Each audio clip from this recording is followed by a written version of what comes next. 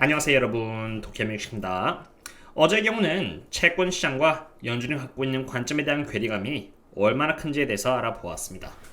채권 시장에서는 10년 국채금리와 2년 국채금리의 스프레드인 장단기채 스프레드가 더 이상 이렇게 하락하는 것이 아닌 상승함에 따라서 경기 침체를 바라보면서 머지않아 연준이 금리를 피벗하게 될 것이라고 예측하였는데, 앞으로 은행이 더 많이 망하고 기업들을 대상으로 주는 대출에 대한 스탠다드를 더 강화시킴으로써 실업률이 늘어나게 되면서 결국 경기 침체로 가겠다는 것이 그들의 논리입니다.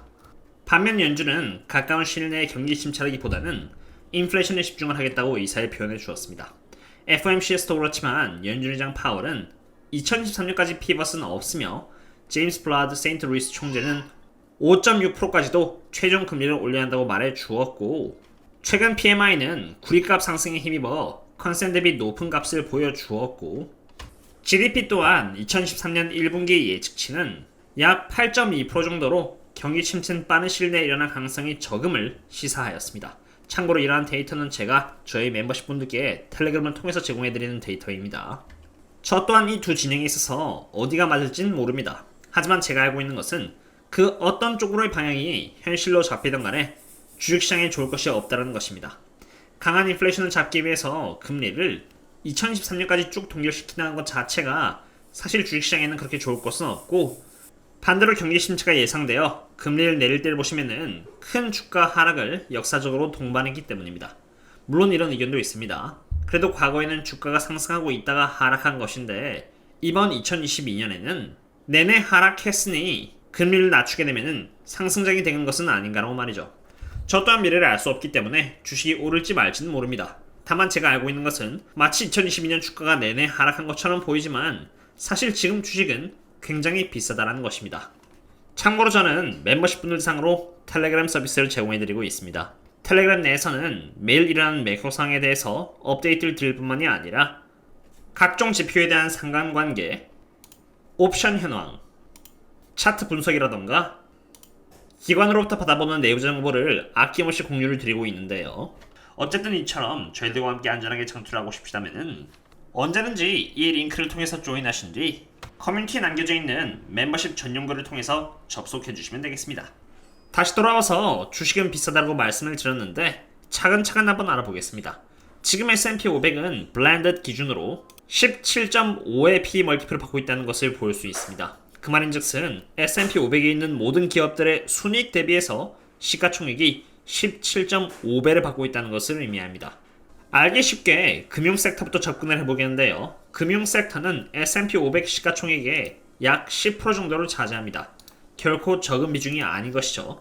그런데 잘 보시면은 여기 금융 섹터에 있어서 예측되는 어닝의 값이 굉장히 큰 폭으로 하락했다는 것을 볼 수 있습니다.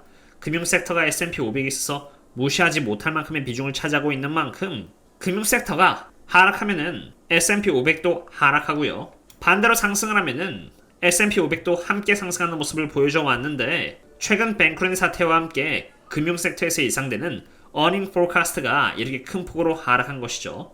P 멀티플레이스는 P가 시가총액이고 E는 어닝인 순이익입니다. 분모에 있는 어닝 포커스트가 큰 폭으로 하락하면은 당연히 P는 상승을 하면서 더더욱 고평가가 되기 때문에 주가인 시가총액이 하락을 해줘야만 어닝이 줄어든 것이 제대로 반영된다고 할 수 있는 것입니다. 아까 말씀드렸듯이 블렌드 기준 P 멀티플은 17.5라고 말씀을 드렸고, S&P 500의 예측되는 어닝은 225달러로 이미 2022년 대비해서 약 2.5% 정도 하락할 것으로 예측되고 있는 상태입니다.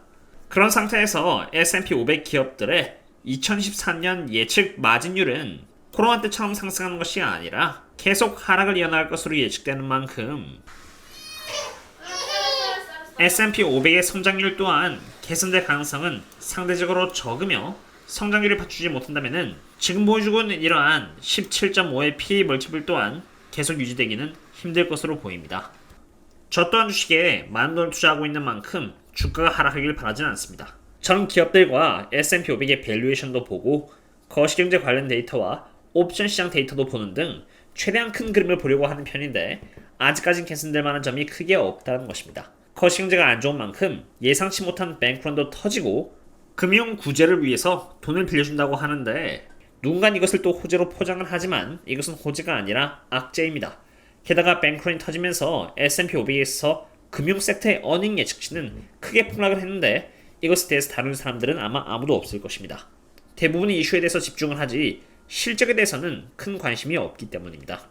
저는 제 돈인 만큼 앞으로 장이 올라갈 만한 근거와 하락할 만한 근거를 최대한 저울질해서 대응을 어떻게 할지를 판단합니다. 제가 가장 중요시하는 밸류에이션 측면에서 S&P 500과 나스닥 등이 여전히 고평가하는 이유 하나만으로도 저는 지금의 시장을 보수적으로 바라보고 있으며 밸류에이션 외에도 인플레이션은 인플레이션대로 사그라들고 있지 않고 채권 시장은 경제 침체를 예상하고 있으며 S&P 500 어닝 성장률 예측치는 하락을 하고 있으며 S&P 500 마진율 또한 하락을 예상하고 있습니다. 무작정 주식을 다 팔라고 하는 것이 아니라 단지 현금을 좀 비축함으로써 리스크 매니지먼트를 할 필요성이 있다고 말씀을 드리는 것뿐입니다. 그리고 저는 지금 그렇게 하고 있고요. 하지만 반대로 제가 매일 감시하고 있는 후행 데이터가 아닌 선행 데이터 혹은 S&P 500의 밸류에이션이 충분히 저평가가 되었을 때는 가장 먼저 멤버십 분들께 텔레그램 통해서 알려드리도록 하겠습니다. 다들 안전한 투자 되셨으면 좋겠고요.